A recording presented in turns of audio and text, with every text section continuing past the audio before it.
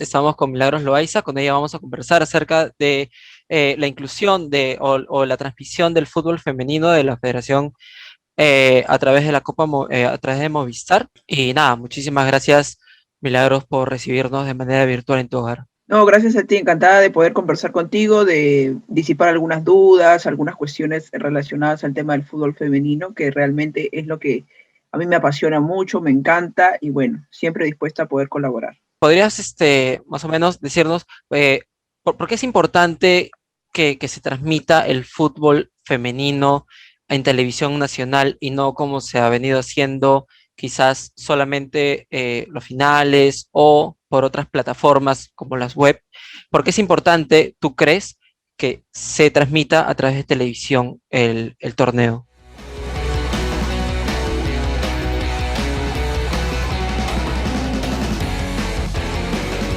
Definitivamente este es un paso importantísimo para el fútbol femenino, no solamente para el fútbol femenino, sino creo que también para el deporte de las mujeres, ¿no? Para el deporte que hacen las mujeres, para el deporte que se practica en las mujeres. Y creo que es un avance significativo el tema de la televisión, el tema de la transmisión, el tema de la visibilidad. Era, digamos, uno de los retos más importantes que tenía que asumir de todas maneras la Federación Peruana de Fútbol para poderle dar precisamente esta visibilidad al fútbol femenino, ¿no? Si recordarás, en el año 2019 se creó toda una campaña a través de Sí. redes sociales llamada Queremos ser vistas. Y era precisamente porque no había un lugar, no había un espacio en los medios de comunicación para las mujeres. Hasta ahora no lo hay en realidad. Esto es un paso, como digo, importantísimo, porque de cierta forma te da cuenta de todo lo que venimos viviendo a lo largo del tiempo en nuestra sociedad, ¿no? El tema de la inclusión. Y esto es importantísimo para empezar a hablar de una sociedad más inclusiva, donde no discrimine, donde no se creen estereotipos, etcétera, ¿no? Entonces creo que de cierta manera ayuda muchísimo a eso, ayuda muchísimo también a que las futbolistas puedan hacerse más conocidas, que la gente empiece a conocer un poco más sus historias de vida y que las nuevas generaciones, las niñas que vienen detrás, empiecen a verse reflejadas también en estos modelos de referencia a seguir, ¿no? Entonces creo que es un punto y un valor importantísimo el tema de la transmisión. Si bien es cierto, es un canal por cable donde de repente no llega a todos los rincones del país como verdaderamente nos gustaría, creo que finalmente es un paso que se ha dado y los años que vienen, en el futuro, seguramente pues vamos a empezar a ver o vamos a tener más medios de comunicación que se empapen mucho más acerca del fútbol femenino, que se hable mucho más acerca del fútbol femenino. Justo lo que mencionaste del hashtag, de ese movimiento del 2019, queremos ser vistas, que también tuvo un banderazo a los exteriores del Estadio Nacional. Sí, sí, sí lo recuerdo bastante bien. Y otra cosa de la que también acabas de conversarnos es acerca de los estereotipos, que se puedan romper estos estereotipos que se tiene hacia las jugadoras femeninas de fútbol. ¿Tú crees que una de las razones por las que no se haya incluido antes el fútbol femenino son justamente estos estereotipos que se podrían partir desde casa? He podido escuchar jugadoras de fútbol que encontraron un rechazo hasta en su propio hogar sobre su orientación sexual, hablando sobre que ese es un deporte solamente para hombres y si que tú practicas ese deporte, pues eres un hombrecito, ¿no? ¿Tú crees que no se haya incluido desde antes el fútbol femenino justamente por estos estereotipos, estos prejuicios que se tiene? Sí, yo creo que todavía vivimos en una sociedad marcadamente machista que de cierta manera condiciona mucho a la mujer, ¿no? No solamente en el deporte, sino en muchos aspectos de la sociedad. Hay mujeres todavía que no ocupan de repente lugares que comúnmente sí lo hacen los varones, ¿no?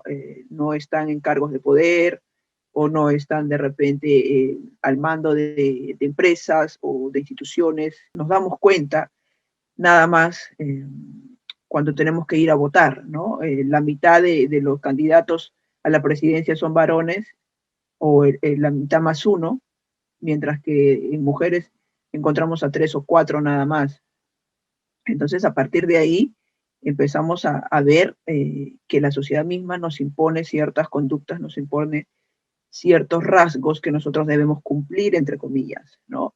Entonces, esto es una situación que no viene del año pasado, ni de hace 5 ni 10 años, sino viene de hace muchísimos siglos atrás, ¿no? Donde el papel de la mujer pues siempre ha quedado enmarcado en un segundo plano y el varón es el que siempre ha tenido, entre comillas, la potestad de dirigir o de estar al frente, ¿no? Y esto se ha traducido a lo largo de los años, se ha traducido y se traduce hoy en día también en el deporte, ¿no? Es por eso que no vemos de repente muchos modelos de referencia en cuanto a deportistas, o se conocen muy poco de repente, ¿no? Por ahí podemos hablar de una Inés Melchor, podemos hablar de una Gladys Tejeda, de una Alexandra Grande, porque son mujeres que de cierta forma han tratado de salir adelante a pesar también de las adversidades, ¿no? Pero sin embargo, no conocemos, por ejemplo, mucho acerca de una Miriam Tristán o de repente de una Cindy Novoa, ¿no? Que son futbolistas, que son mujeres futbolistas que también han tratado de salir adelante como sea, tratando de también de cierta forma comerse, entre comillas, todo el maltrato que han tenido que pasar por el simple hecho de ser mujeres que les guste el fútbol, ¿no? Entonces, esos comportamientos sociales, sí, de cierta manera han ayudado a que el deporte femenino no crezca como debería crecer, ¿no? Pero la gente se ha empezado a dar cuenta, las mismas instituciones se han empezado a dar cuenta que el deporte obviamente es uno solo y que no interesa mucho el género para que tú lo puedas practicar, ¿no? Y lo mismo pasa con los varones, ¿no? El tema con los varones, de que si practicas el vóley, de repente te marcan, ¿no? Claro. Te señalan. Conozco muchos amigos varones que juegan al vóley, que están en la selección nacional, y eso no es impedimento para absolutamente nada, ¿no? O que de repente hacen nado sincronizado, etcétera, y eso no tiene absolutamente nada que ver, ¿no? Entonces, creo que toda persona está obligada y tiene el derecho a practicar el deporte que le guste por encima de lo que puedan decir los demás, ¿no? Eso no tiene que limitarte en lo absoluto. Sin embargo, sí ha sucedido con el tema del fútbol y quizás por ahí con algunos otros deportes, porque por mucho tiempo se ha pensado que el deporte es solamente para varones, ¿no? Y no está diseñado para las mujeres. Claro, y otra de las cosas que también se habla, aparte de esos prejuicios, esos estereotipos que se tiene hacia las mujeres deportistas, en especial en esos deportes que históricamente quizás puedan haber estado enmarcados por hombres, ¿no? El box, el fútbol, fútbol americano. eh, y otra de las cosas que también se reclamaba en esta manifestación que mencionas del 2019 y este hashtag de queremos ser vistas es que no tenían un espacio adecuado para poder realizar sus prácticas, no tenían un espacio definido, quizás un gimnasio completamente acoplado, no tenían también un sueldo como si lo tendría un jugador masculino, ¿no? Está en planilla y puede vivir de eso, entonces puede entrenar los 7 días de la semana y dedicarse al 100% a este deporte, pero en cambio no, las futbolistas tienen que, además de jugar fútbol, tienen que vérselas por otro lado para poder generar ingresos. ¿Tú consideras que esto también sea una consecuencia de lo que quizás no se televisa, entonces no hay ingreso por publicidad hacia los equipos, entonces ¿cómo te vamos a pagar si no tenemos publicidad? ¿Tú consideras que esto sea un efecto en cadena? Sí, en realidad ese es un tema netamente abocado al tema del marketing, ¿no? Y a cómo podemos vender un producto.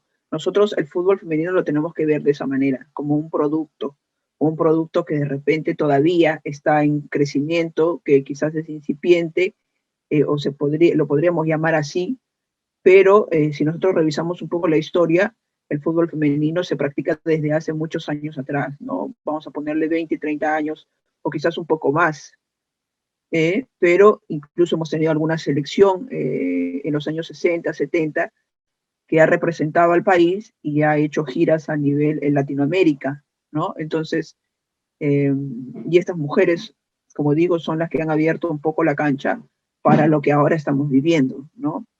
Ahora, pasa un poco como te digo, porque los marqueteros empiecen a ver esto como un producto que definitivamente eh, más adelante les va a generar réditos, les va a generar ganancias, ¿no? No solamente eso, sino que también va a ayudar mucho al tema, como te decía hace rato, al tema social, ¿no? Claro, Una empresa obviamente tiene sus valores marcados, institucionales o de la misma empresa, pero va a empezar a fomentar nuevos valores dentro de la sociedad y va a ayudar también al deporte nacional en sí. Y obviamente siendo más valorado y creciendo, desarrollándose como verdaderamente se cree o se necesita, pues vamos a empezar a tener logros, ¿no? Si en Sudamérica Brasil lo puede hacer, Colombia lo puede hacer, Chile lo puede hacer, que ya demostró con esta clasificación a los Juegos Olímpicos y con su primera clasificación también a un mundial. Entonces, ¿por qué nosotros no podríamos pensar que sí lo podemos lograr? ¿No? Sí se puede, con una situación en la que todos empujen hacia el mismo lado y no solamente se traduzca en una liga femenina que se transmite un año en el cable y al siguiente año no, ¿no? Entonces tenemos que empezar a ver los detalles de esta liga, lo que nos va dejando o lo que nos va a dejar esta liga femenina para pulir precisamente eso y al año siguiente venir con mucho más fuerza, ¿no? si este es el primer paso, ¿cuál sería los siguientes en general para el deporte femenino en el Perú? Bueno, en realidad, yendo específicamente al tema del fútbol, yo creo que el problema aquí radica un poco en la estructura y en la base, ¿no? En la formación. No hay clubes que se interesen mucho por la formación de futbolistas, sino más que nada es una cuestión de competencia, de competir nada más en el torneo que se organiza, pero no miran desde abajo, ¿no? Sino miran solamente lo que está ahí, lo que está al frente. Entonces creo que si se empieza a trabajar un poco más en las bases, en una sub-12, en una sub-14, en una sub-16, etcétera, entonces podemos empezar de esa manera, alimentar a nuestra selección nacional, podemos empezar a alimentar también a los clubes, a hacerlos mucho más competitivos, a crear torneos, como decíamos, de base, que los ayuden, ¿no? Que ayuden al fútbol a rescatar a estos valores que de repente están ahí, pero que nadie las conoce porque obviamente no hay ese espacio que se necesita para poder verlas, ¿no? Entonces, como se hace prácticamente en el masculino, ¿no? La Copa de la Amistad, vienen otros equipos de otros países y cosas así. Entonces, podemos replicar ese tipo de acciones en el fútbol femenino para poder empezar a desarrollarlo mucho más. Creo que si pensamos de esa manera y empezamos a trabajar, como decíamos, desde las bases, los clubes comprometidos desde las bases, entonces yo creo que en unos años más vamos a poder ya no de repente estar en la cola de Sudamérica, sino estar peleando quizás la mitad de tabla para arriba, ¿no?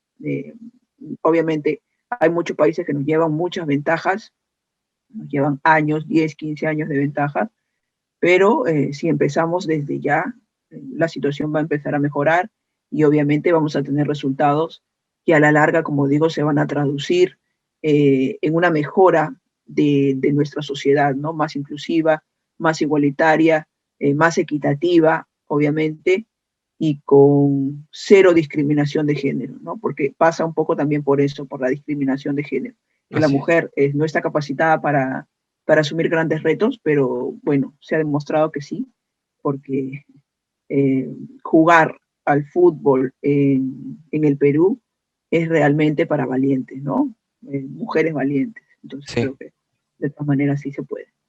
claro que sí. Entonces, nada, Milagros Loaiza, muchísimas gracias por la entrevista. Esperamos tenerte para una próxima oportunidad. Un abrazo y bueno, ojalá que podamos estar nuevamente por aquí. Listo. Muchísimas gracias. Buenas tardes. Gracias a ti. Chao, chao.